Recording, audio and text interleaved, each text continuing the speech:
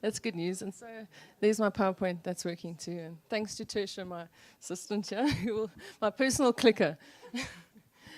Okay, so thanks everybody for coming to my talk on continuous improvement starts with you.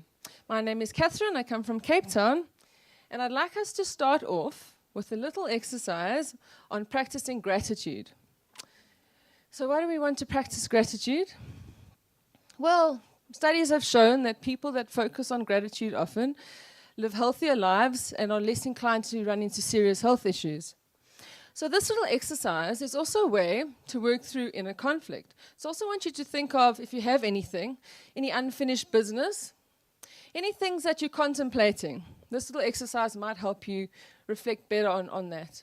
Otherwise, it's simply an exercise in gratitude and in aligning our head and our heart. So I would like you to close your eyes and take a couple of, I'm doing this for myself too, take a couple of deep breaths. So deep nasal breaths. So in through the nose and out through the mouth. And 4 of those if you can. So in through the nose and out through the mouth. And kind of relax your shoulders and just relax. And then if you want to, you can put your hand on your heart, like you're going to sing the national anthem, or both hands, and just breathe deeply into your heart. And feel really grateful for your heart, that you're alive. And let that breath fall through your body. And I want you to think back on a memory where you were truly grateful. Step back into that memory and really imagine yourself being there. All those happy emotions that you felt. See yourself smiling. And feel really grateful. Let it fill up your soul.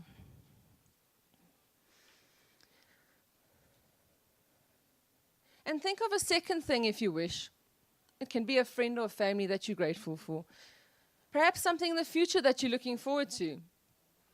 And breathe into that memory. And breathe into that imagination. And feel the gratitude. So what science has shown is that we can't be grateful and angry or have fear at the same time. And this is an exercise in aligning our head with our heart. So it helps us make better decisions. I've used this little exercise at the beginning of retros. It doesn't have to be the full hand on your heart. But I do find that just doing a warm-up round of people saying what they're grateful for does help to set the right tone. Because when we start from a point of lowered emotional state, then we tend to only see problems and not solutions. So this is a nice little exercise to prime your state. So effectively, I've primed your state, and now you're all feeling really happy and grateful. So in retros, you can also use gratitude cards to thank everyone for their individual contributions in their team. So in Agile and Scrum, there's so much focus on teams continuously improving and inspecting and adapting.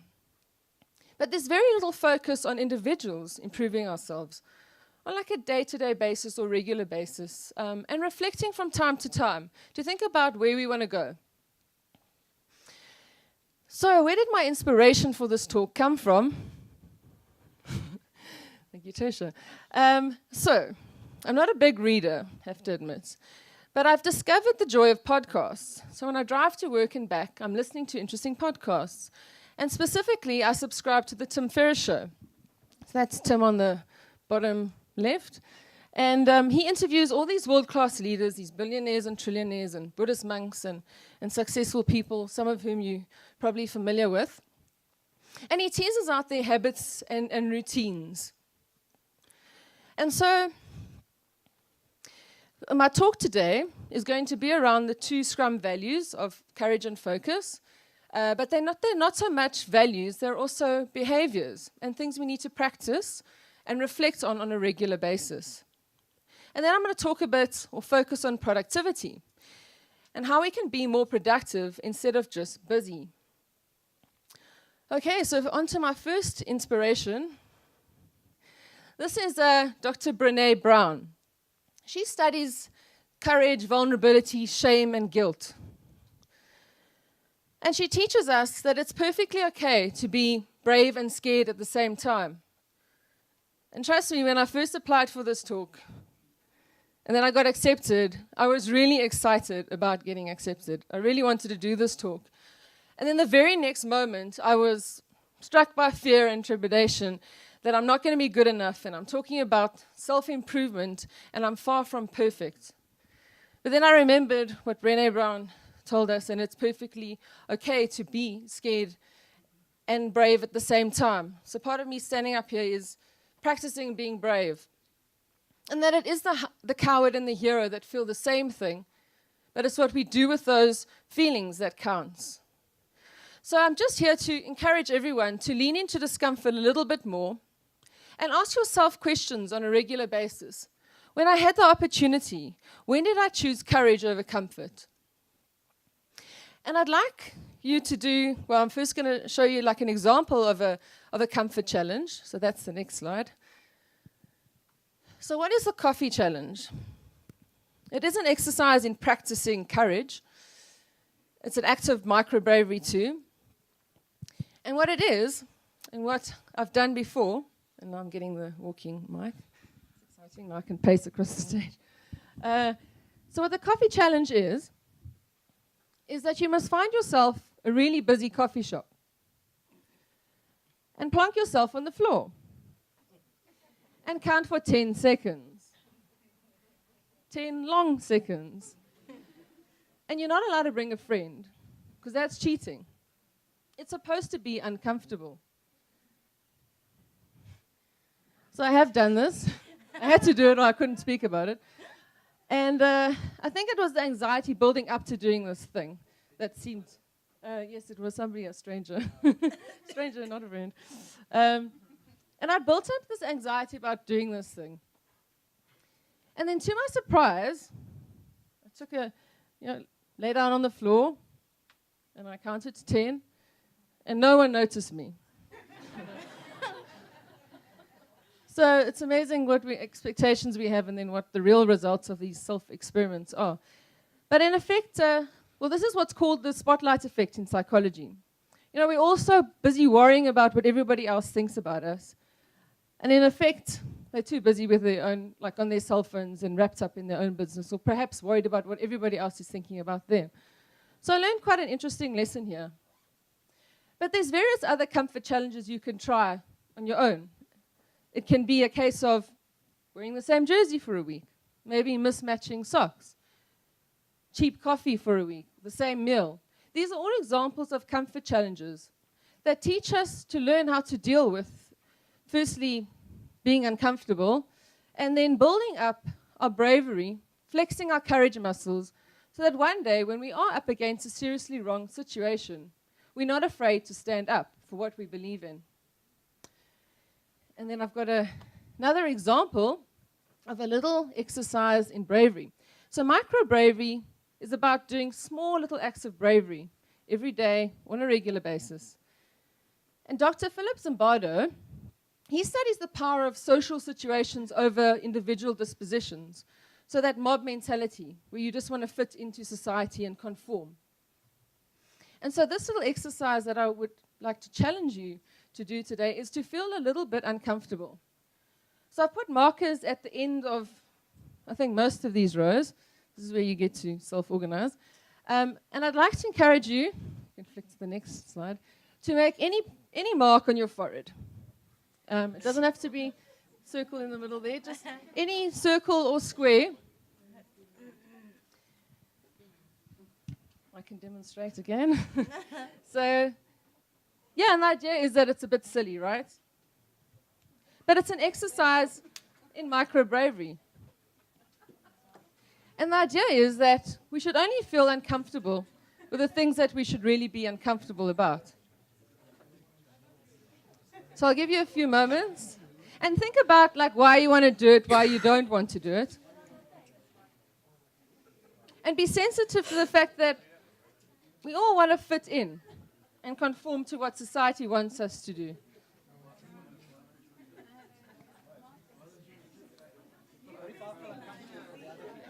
This is actually the wrong house. There is a more recent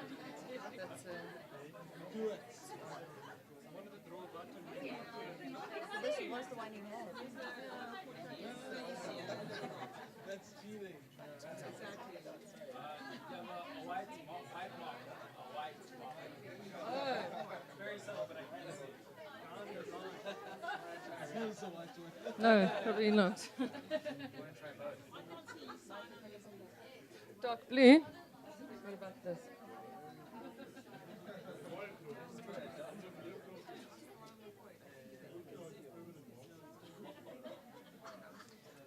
Okay, so I'll give you another, let's say 20 seconds to make your decision.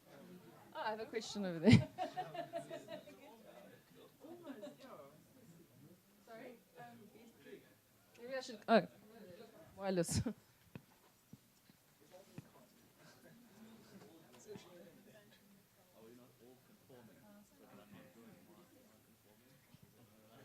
Well, that's true. So if you all draw a mark, then you're all conforming. But it looks like not everyone has drawn a mark. So yeah, so that's a good point.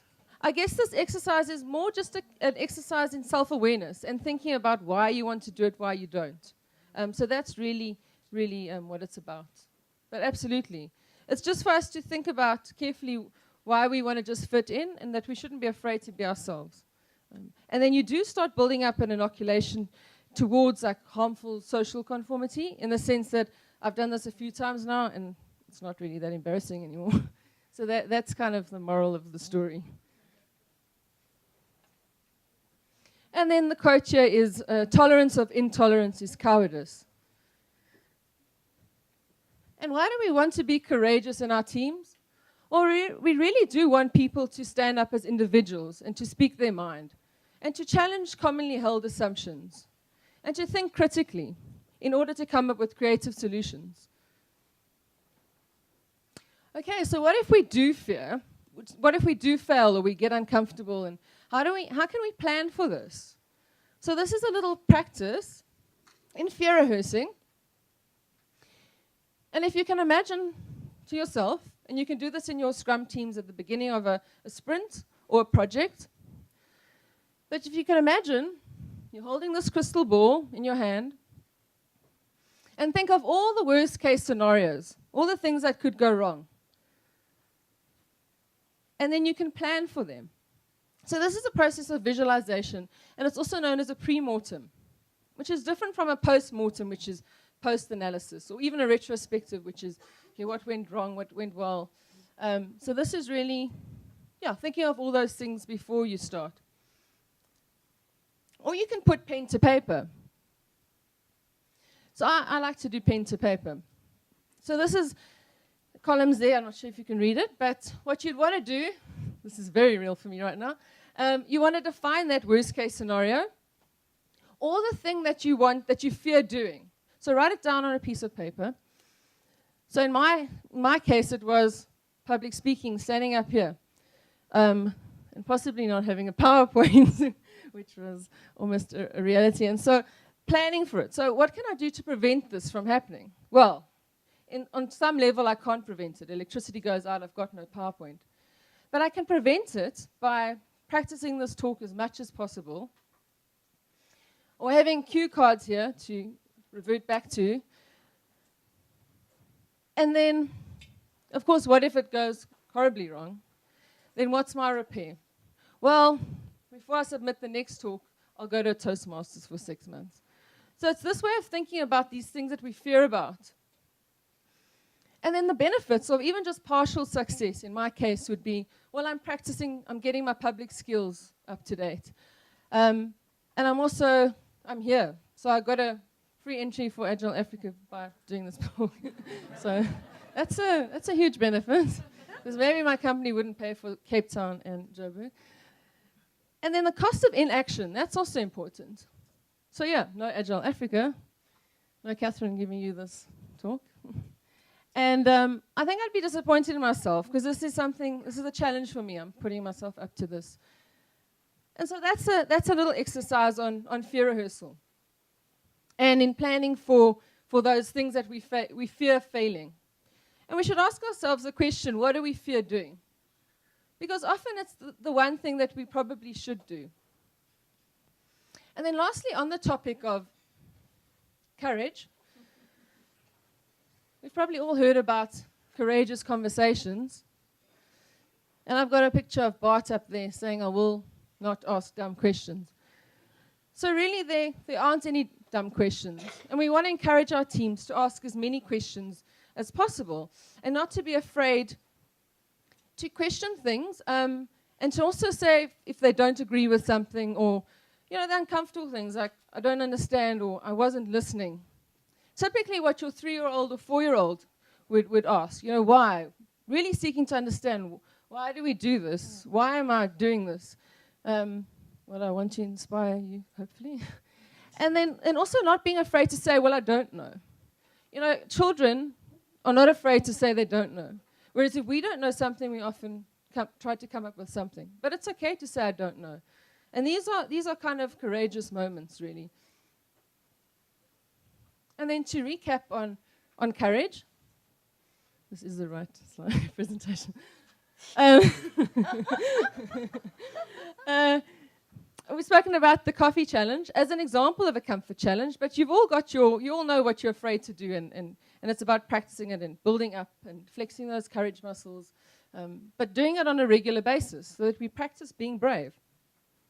And then the deviant for a day, which some of you have done and other of you have just processed and thought about.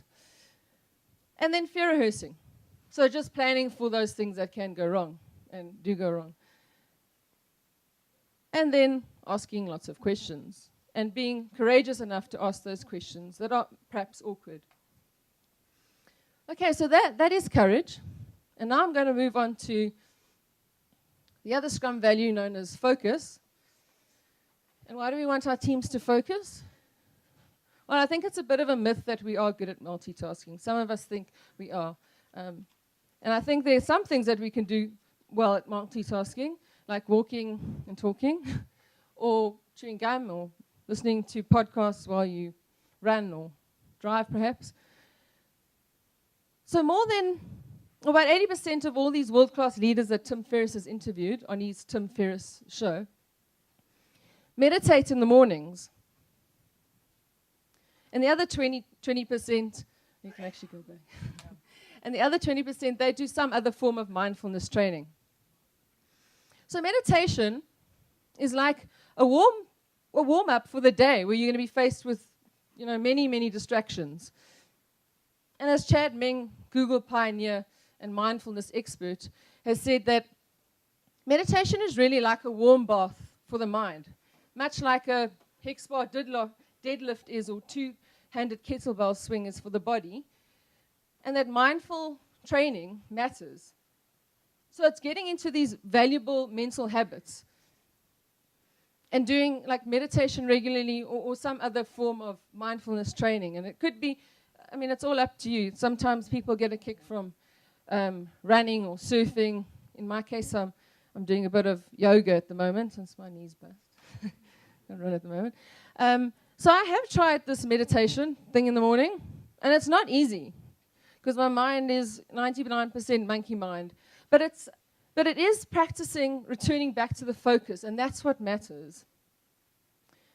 And I can highly recommend the Headspace app because you can try that for free for 10 days. I'm doing a lot of promotional work here with Headspace and Tim Ferriss. And what's nice about the Headspace app is it's got different packages. So you've got anxiety, kindness, and meditation is also a way in practicing kindness or self-compassion. Because if we can't be kind to ourselves, we can't be kind to the customer and anybody else, really. So it is also an exercise in practicing kindness. And I see that Headspace have now got out 2 new packages on presentations, which I haven't used yet. And then also Mindful Tech. So it's a nice little app to guide you along. And it's 10 minutes in the morning, really. And then we can go on to the next slide. Even a couple of mindful breaths a day make a difference. You can stick up something on your computer screen, like our little ferret over there, just to remind ourselves to breathe. And with yoga, I learned about these deep nasal breaths like we did in the gratitude exercise earlier. And studies have shown that these deep that just 4 deep nasal breaths can actually help people recognize pictures or faces 2 seconds quicker. So it really does help to do these deep mindful breaths, and in between meetings, just to be aware of the breath. So that's a form of meditation too. You don't have to do a whole 20 hours or a long time meditating. You can just do the mindful breaths. And I tried it before when I was trying to think of one of the tea ladies' names. And granted, I was in a bath and I was quite relaxed. But I did the 4 nasal breaths, and I found like it just jogged my memory, and it helped me focus better. So it costs nothing, really, a couple of deep breaths occasionally, just to get back to the focus. And so we've got, on the right, we've got who is claimed to be the happiest man on the planet, Matthew Riccardi. And he practices meditating on compassion. And he's clearly been doing it for a long time. So scientists have measured his brain scans when he meditates on compassion. And what they've found is that his scores are basically off the chart. So when you meditate on compassion, you're actually nourishing that positive emotional part of the brain, which is the left prefrontal cortex. And you're allowing yourself to feel more compassion that way. And then there's a picture of Matthew with the brain scans, so Mr. Happy. But how can we practice compassion in order to get these health benefits? And Ken spoke earlier about practicing kindness. So practicing compassion is a way to learn how to be more compassionate. And this is another exercise. I'll ask you to close your eyes again, or not, up to you. Well, first, forgot one very important step. First, pick 3 random people in the room. So you don't have to tell them that you're picking them, but just think of 3 people. So, Nikki, guy with the navy sweater, picking the people in the front row, so that's great, and Dylan. So I'm going to wish these 3 people to be happy. And I want you to close your eyes and again, just think of those people and wish them to be happy. So I'm going to go, I wish Dylan to be happy.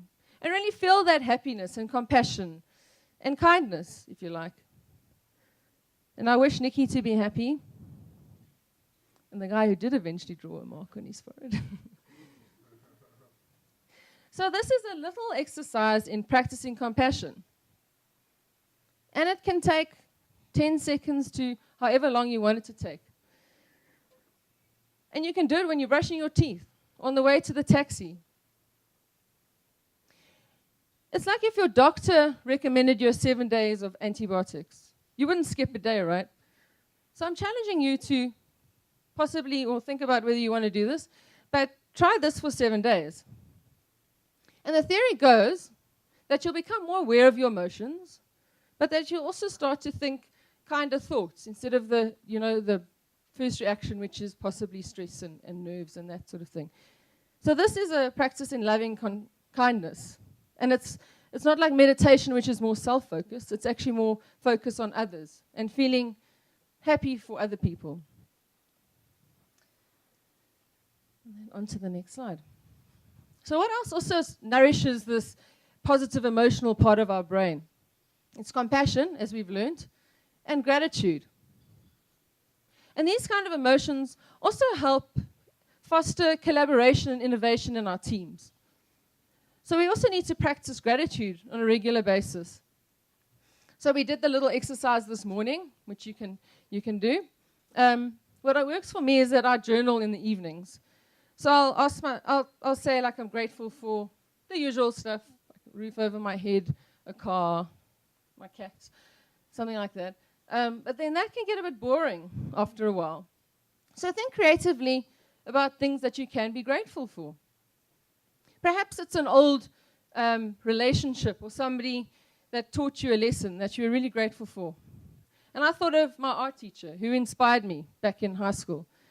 Or it could be just something simple around you, like a friend. or something that you're looking forward to in the future. But basically, it really is about practicing gratitude on a regular basis in order to get those benefits, those positive benefits and health benefits, really. So you can also, like I mentioned before, practice gratitude in retros. And I'm not saying that we must only think positive thoughts and that we don't have negative emotions too. Because a lot of these world-class leaders, in fact, all of them, have negative emotions too. But they balance them out with positive emotions. And the golden ratio is 3 to 4 positive thoughts to negative. And I've done this with my teams with their timelines, like their personal timelines. And I've asked them to think of 3 happy memories in the last, could be 5, 10 years, and then a negative one. And very often the negative one can also be reframed as a lesson learned. So that's practicing gratitude. Here's another tool that you can use, and you can use it at home, and you can get your children involved. I am the jar of awesomeness. So it's a little jar. Again, you can pop a little note into it every so often when something really awesome happens. Because you think in 3 months' time you'll remember all those great things that happened. But the truth is you probably won't. So this is a nice way, or at the end of the year, you can open up this jar of awesome and remember as a family, or as a team, or as an individual, all those things that you had to be grateful for in the year. And we can do this in our retros too. Think of all the things that went well during all the sprints, especially when your team are feeling a bit demotivated. Pop out the jar of awesome. And then I love this quote, so I will say it again. If more information was the answer, we'd all be billionaires with perfect abs. So it's not what you know, but what you do consistently that counts. And that's a quote by Derek Sivers. So practicing courage, practicing focus, gratitude are all things that we need to do consistently to get results. And then to recap on focus, so I've spoken about meditation being one of the common mindfulness practices of all these world-class leaders. And then the Headspace app that you could try at home. And there's also like Insight Timer, which is a free app, by the way. So then practicing compassion as well in order to get on better with people and to foster collaboration in our teams and in our community. And then the little jar of awesome or journaling in order to practice being grateful. And the more we focus on things to be grateful for, the more positive in life we are in general, and hopefully the more solutions we find to problems. And then priming your state first. So actually priming yourself with things that you're grateful for before you start your day. And that could also take the form of, if you wake up in the morning, perhaps meditation is not your thing, you can also think of those top three things that you want to get done for the day and imagine them accomplished. So that's also a form of priming, which is another mindfulness technique, if you like. So, how do we focus on being productive instead of just busy? How much of what we do matters? Or is it just an illusion that we're adding value all the time? And this is another psychological term, or another term in psychology, known as the labor illusion. So we think that we're putting all this effort, it must add value. And very often, it doesn't. So if you think of a scenario where you locked yourself out your house, and you called up a locksmith, and they came, and they fixed your lock in 20 minutes, and charged you 500 Rand. And you think, okay, is that reasonable? And is that a lot of money for changing a lock? Then think of another scenario. When some guy came around and he charged you 2,000 Rand, or maybe just 700 Rand, but he fixed that lock in a minute. And you think you've been cheated. I paid like 1,000 Rand for a minute's worth of work. But that's the wrong way to look at it. The value is more because he managed to fix your lock and in less time. So it's not always the amount of effort that you put in that adds value. And we're all familiar with, or most of us are probably familiar with, maximize the amount of work not done. So it's that similar concept.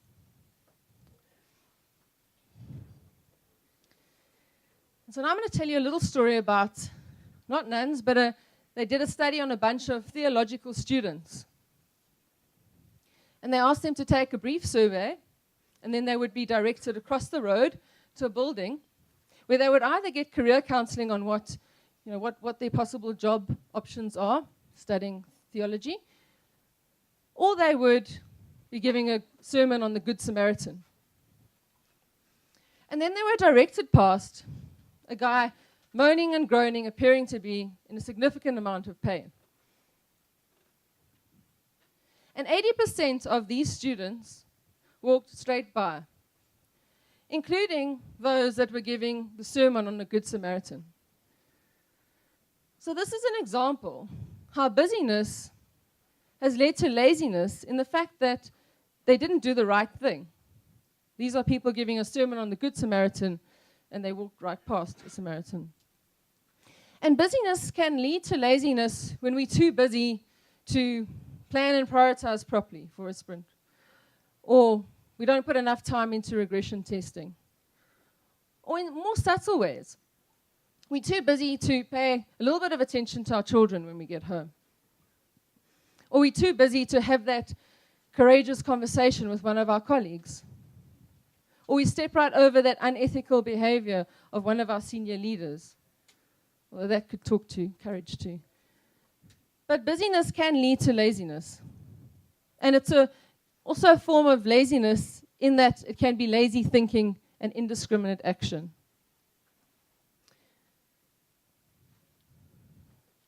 And then just some quick tips. So how do we focus better at work in order to be productive? And there's a nice quote there by Kevin Kelly, which is, sit, sit, walk, walk, don't wobble. And this is a Zen philosophy. What it's about is that when you're with a person, you should be with that person. And that person-to-person trumps everything else. So if we're in a meeting, we're not on our cell phones. If we're at a conference, we're at the conference. And so it's all really about focusing on that task at hand. And there's also something known as Pomodoro technique. It's about gaining an awareness of distractions, our daily distractions. And what it is taking a piece of paper and then writing down drawing two columns, internal distractions and external distractions.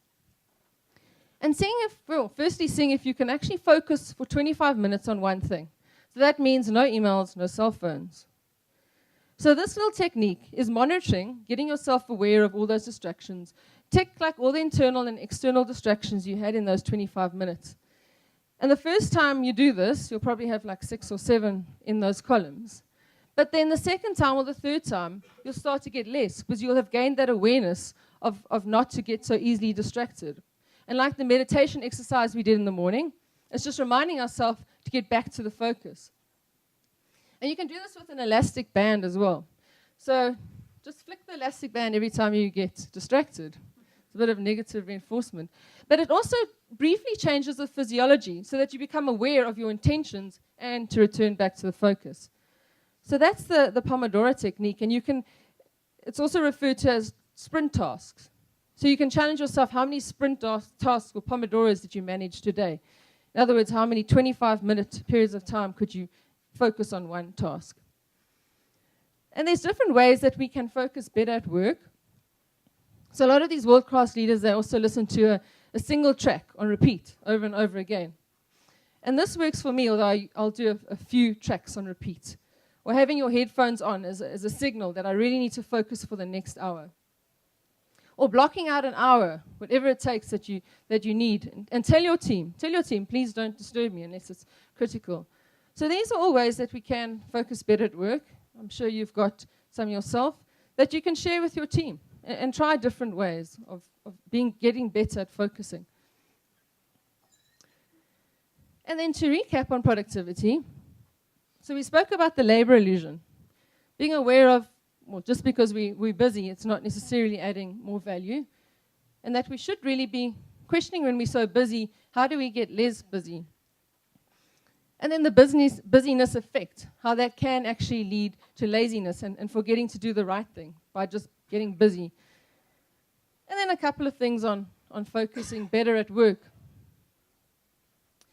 And then in the beginning, we spoke about courage and focus, and how that they're not just values, but they really need to be, they are behaviors that we need to practice and reflect on a regular basis. And that's kind of like a quote from me. And then I'd like to challenge you all to think of something that resonated with you today, hopefully something, and try it for 7 days, or set yourself a date. But we really should be experimenting ourselves and sharing that with our team members, what works, what doesn't work. And then to finish off with a quote by our good friend, well, the worst thing you can ever do is to think that you know enough. The worst thing you can do is to think that you know enough. Never stop learning, ever. Never stop trying to improve, ever, ever. He's got the accent, So that pretty much wraps up my talk.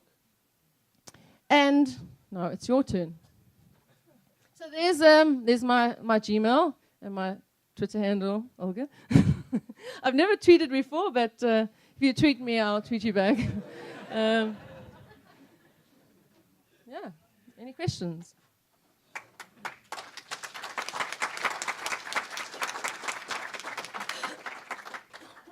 Thank you, Tisha. I've got a question. Yes. And it's probably because of my own lens. Doing these micro bravery things, like putting this on your head, to me, that if I saw that, it'd be like that person's looking for attention. It can be interpreted like,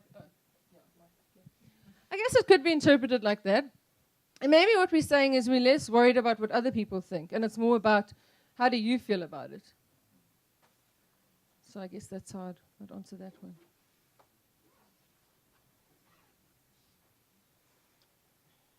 Any comments? So for me, I think something that stands out a lot, certainly in my role at work, one of my responsibilities is to assist in the development of other people on the team, and there are other people I know who I think really could do with some ideas or insights into how to focus on themselves a bit to help improve themselves in an effort to try and improve their circumstances. Maybe they're having difficulties with people or problems at work, or or also focusing on yourself whilst you're trying to help other people. Okay. So thank you. Thank you. I think I've got some quarter past, so you've got 5 minutes. Or you can take a break.